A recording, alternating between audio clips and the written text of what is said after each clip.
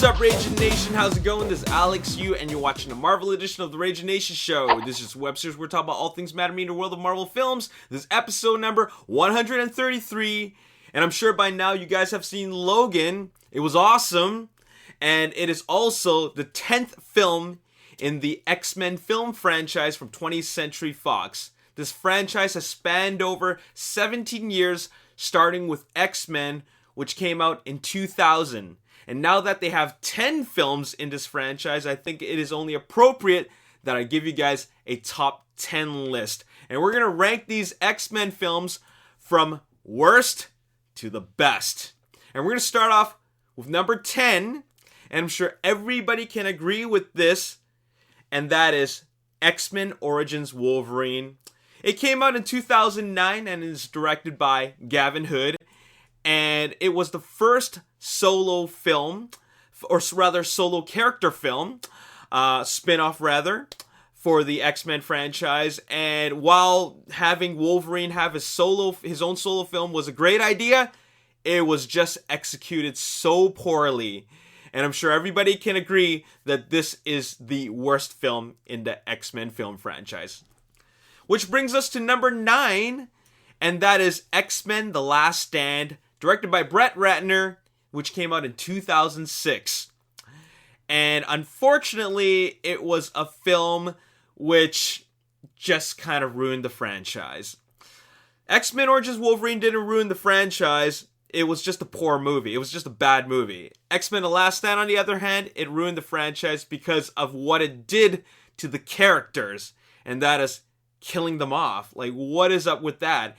And doing it so soon, we just only scratched the surface in these characters, and then now they're gone. And to top things off, it just felt like a very, very generic story. So it wasn't very, very great, and it's unfortunate that it ended the trilogy like that when it was a trilogy. Because you know, the first two films were great, but then you got X-Men The Last Stand, which kind of brought it down. So that's unfortunate. Number 8 is XMen Apocalypse, directed by Bryan Singer, which came out in 2016, last year. And that is a bit of a letdown. I mean, you have a character like Apocalypse. I'm talking about a classic villain. Not only a classic villain, but a pretty big villain. And we've been waiting for Apocalypse to make his debut on the big screen, and finally we have him, and it was just really, really underwhelming. Now, I find that X-Men Apocalypse suffers a lot of the same issues with a lot of films that have potential to be great, and that is, first and second act were great. Final act, oh man, that was just, it was just weak. As a matter of fact, now that I remember X-Men Apocalypse, I think the first act of the film was actually not very engaging. The second act was good, but then the third act was just a huge, huge letdown. So that's unfortunate because, Bryan Singer was on a complete roll with his X-Men films, and then X-Men Apocalypse, unfortunately, was not his strong point. So that's number 8. Number 7 is The Wolverine from director James Mangold, which came out in 2013. Now, I had high hopes for The Wolverine, the next Wolverine solo character film, because of the story. It takes place in Japan. I mean, that's pretty awesome. This stuff is straight out of the comic books, where Logan made his way to fight ninjas and samurais in Japan. So really, really exciting stuff. But just like I said before, this is a film that suffers from third act downfall, if you will. I'll just call it that, where the first and second act were great, and then it just goes downhill on the third act because you end up with a really weak and poorly written villain. So that's unfortunate. But I still think it's a decent film. It's just that it could have been a lot better. Now, this is where the X-Men films actually start getting good, okay? And that is number 6, X-Men from Bryan Singer, which came out in 2000, the very, very first film, and it was basically the first Marvel team film. It was the first Marvel team film, and Bryan Singer totally pulled it off greatly. He focused on Wolverine, and he still gave a lot of the other characters some great screen time and development. So that was great, and he did an excellent job with that, and he set the bar, or at least he kind of set the standard for what a good a superhero film can be like, a superhero team film can be like. So that's great. Number 5 is Deadpool, directed by Tim Miller, which came out in 2016. And some people might not consider it an X-Men film, it's a Deadpool film, but it's still part of the X-Men universe, so I'm definitely going to put it in there. Deadpool's number 5. Tim Miller did a great job. Ryan Reynolds was excellent. Like, they could not have cast a better actor to play Deadpool. It was true to the source material. The character was just exactly as I imagined him. And Ryan Reynolds put on a great performance. It was funny, it was hilarious, it got a lot of action, and it was all around fun time.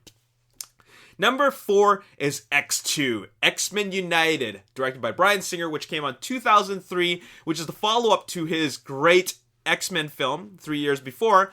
And they just totally took the great things from the first film, and then they expanded upon it by exploring more of the Wolverine character and also more of the X-Men lore that was from the comic books and introducing more characters.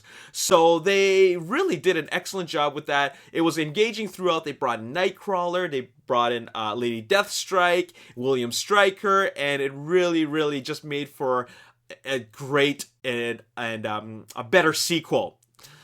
Or a sequel that was better than the original. So great job with that. Number 3 is X-Men First Class, directed by Matthew Vaughn, which came out in 2011. I loved X-Men First Class. I think that I liked it even more so because of what I had seen from the previous X-Men films. First of all, X-Men First Class came out after X-Men Origins Wolverine, so it really kind of lowered my expectations for everything, but knowing what has happened in the previous X-Men films, it really makes you like this film even more. Matthew Vaughn put in a great direction for this film, and to top things off, there's really, really excellent character development, and then we got to see a really great origins between the friendship of Charles Xavier and Eric. Who is, of course, Magneto. And, of course, there were great performances from James McAvoy, Jennifer Lawrence, and Michael Fassbender. So that is number 3. Number 2 is Logan, which is directed by James Mangold, who directed, of course, The Wolverine, which took place in Japan. This one is, of course, this year's film, 2017.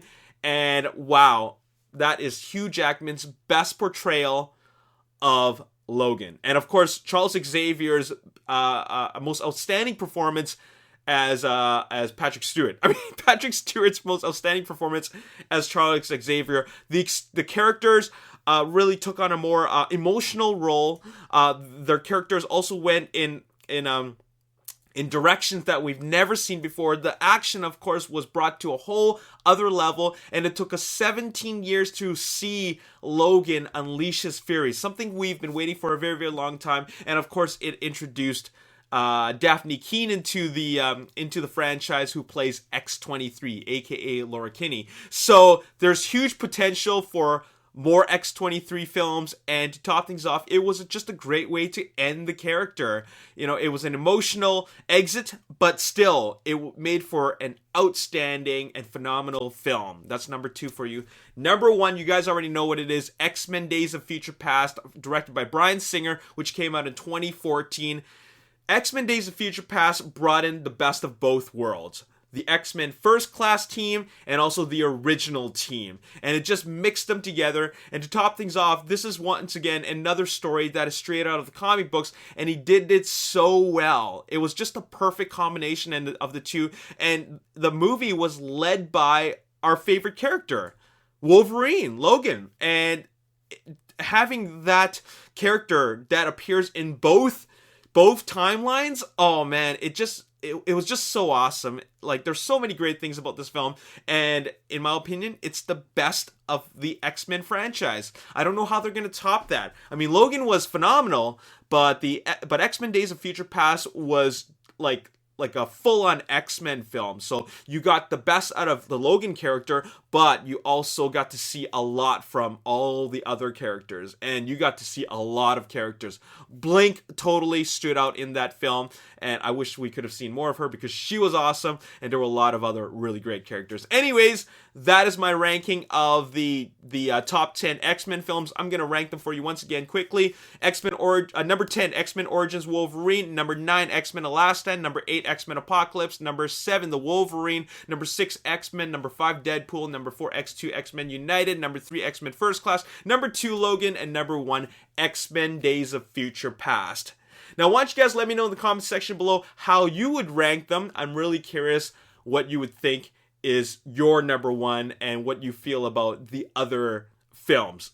Such as, I'm really curious where you would put Deadpool in your top 10 list. Let me know in the comment section below. And we got more videos for you guys, so why don't you stay tuned for that. As always, if you enjoyed this video and you want to see more, hit the like button, subscribe to the YouTube channel. Like me on Facebook, The Ragin Nation. Also follow me on Twitter, Ragin Nation. My name's Alex. Thanks for watching. I'll see you next time. Peace. For these characters, I mean, we are really seeing another side of these characters that we've never seen before. I mean, we've always seen the relationship between Charles Xavier